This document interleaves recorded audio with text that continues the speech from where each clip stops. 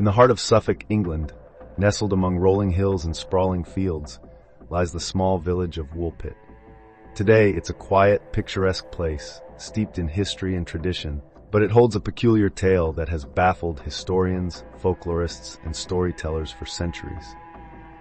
The story of the Green Children of Woolpit is a tale that blends mystery, legend, and the unexplainable. It begins in the 12th century, during the reign of King Stephen, a time of political turmoil and shifting allegiances, when life in rural England was dictated by the rhythms of agriculture and the quiet isolation of village life. According to accounts recorded by two chroniclers, Ralph of Coggeshall and William of Newburgh, the event began on a clear, sunny day during the harvest season. The villagers of Woolpit were working in the fields surrounding the village, when their peaceful routine was interrupted by an astonishing sight.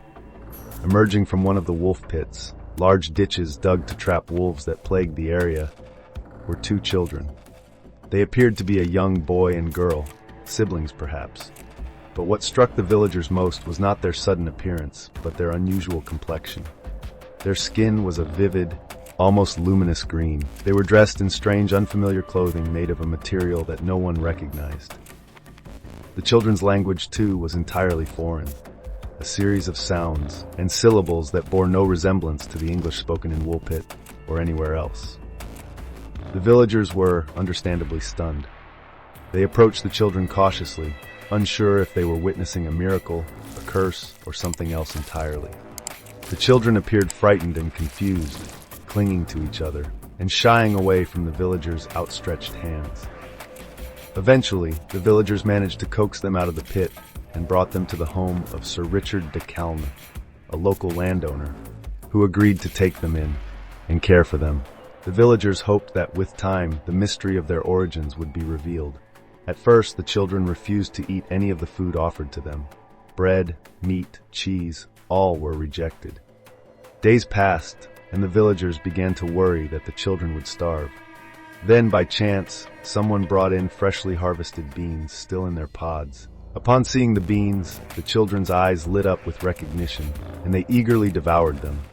It was the first time since their arrival that they had shown any sign of comfort or familiarity. For weeks, they ate nothing but raw beans, gradually regaining their strength and vitality. Over time, the children began to adjust to their new surroundings. They learned to eat other foods, and their greenish hue began to fade, replaced by a more conventional skin tone. The villagers, who had initially been wary of the strange newcomers, grew fond of them, particularly the girl, who seemed more adaptable and curious than her younger brother. As the children became more integrated into village life, they also began to pick up the English language. It was through their halting, broken speech that the villagers finally learned a fragment of their story. The girl explained that she and her brother came from a place they called St. Martin's Land, a strange world where the sun never shone brightly, and everything was bathed in a perpetual twilight. In St. Martin's Land, everyone had green skin, and the landscape was dominated by a vast, glowing river. The girl spoke of hearing a loud noise, a sound like bells or chimes, before she and her brother found themselves in the wolf pit. They had no idea how they had arrived in Woolpit or why they were unable to return home. The boy, unfortunately, was less resilient than his sister. Despite the villagers' best efforts, he grew weaker over time and eventually passed away. His death cast a shadow over the village, but the girl's survival brought some comfort. She remained in Woolpit, eventually adapting fully to the customs and ways of her new home. She was baptized and later married a man from a neighboring village, living out the rest of her life as an ordinary Englishwoman. Yet despite her integration into society, the enigma of her origins was never fully explained. The story of the Green Children spread far beyond Woolpit, capturing the imagination of people across England and beyond.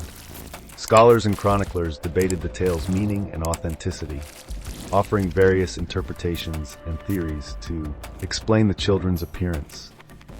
Some viewed the story as an allegory or a religious parable, perhaps a warning about the dangers of straying from the righteous path. Others believed it was rooted in actual events but embellished over time, the green skin and mysterious origins added for dramatic effect. One theory posited that the children were Flemish refugees, displaced during a period of intense persecution against Flemish immigrants in England. Their green skin, some argued, could have been the result of malnutrition, a condition known as chlorosis, which can give the skin a greenish tint. The St. Martin's Land, described by the girl, might have been a mistranslation or a child's interpretation of a real place. But this theory did little to explain their strange clothing, language, or the circumstances of their arrival. Other explanations ventured into the realm of the fantastical. Some suggested that the children were inhabitants of a subterranean world, accidentally finding their way to the surface through a network of tunnels or caves. The perpetual twilight of St. Martin's Land, they argued, could indicate a life lived underground, illuminated by bioluminescent plants or minerals. This idea found resonance with folkloric tales of fairy realms and hidden kingdoms, lending the story an otherworldly quality that only deepened its mystique. Then there were those who believed the children were visitors from another planet or dimension, their green skin and incomprehensible language evidence of their extraterrestrial origins. This theory, while speculative, found a surprising number of supporters, particularly in modern times, as interest in UFOs and interdimensional phenomena grew. The idea of the green children as alien beings offered a tantalizing explanation for their sudden appearance and inexplicable traits. Despite the myriad theories, the truth about the green children of Woolpit remains elusive. The chroniclers who recorded the story, Ralph of Coggeshall and William of Newburgh, were respected historians of their time, known for their meticulous attention to detail. Yet even they seemed uncertain about how to classify the tale. Was it a factual account, a local legend, or something in between? The lack of concrete evidence has allowed the story to endure, its ambiguity giving it a timeless, universal appeal. For the people of Woolpit, the green children are more than just a historical curiosity. They are an integral part of the village's identity. The wolf pits from which the children are said to have emerged no longer exist, but the village's name serves as a constant reminder of the tale. Over the centuries, a story has been retold and reimagined, inspiring works of literature, art, and even modern media. It has become a symbol of the unexplained, a testament to the enduring power of mystery and wonder. In recent years, Woolpit has embraced its unique heritage, attracting visitors from around the world eager to learn about the green children. Guided tours, museum exhibits, and local festivals celebrate the story, blending history and legend in a way that keeps the mystery alive. For those who walk the quiet streets of Woolpit, it's not hard to imagine the astonishment of the villagers on that long-ago day, when two green-skinned children emerged from the earth, bringing with them questions that would never be answered. The tale of the green children is a story of contrasts, light and darkness, the familiar and the unknown, the earthly and the otherworldly. It invites us to consider the limits of our understanding and the possibility that the world is far stranger than we can imagine. Whether the children were refugees, subterranean beings, or visitors from another realm, their story challenges us to remain open to the mysteries that surround us, to embrace the unknown with curiosity and wonder. As the years turn to centuries and history gives way to myth, the green children of Woolpit remain a vivid reminder of the power of storytelling. They are a bridge between the past and the present, a connection to a time when the world was still full of unexplored corners and uncharted possibilities. And perhaps that is why their story endures. It speaks to something deep within us, a yearning to uncover the truth, to peer beyond the veil of the ordinary and glimpse the extraordinary.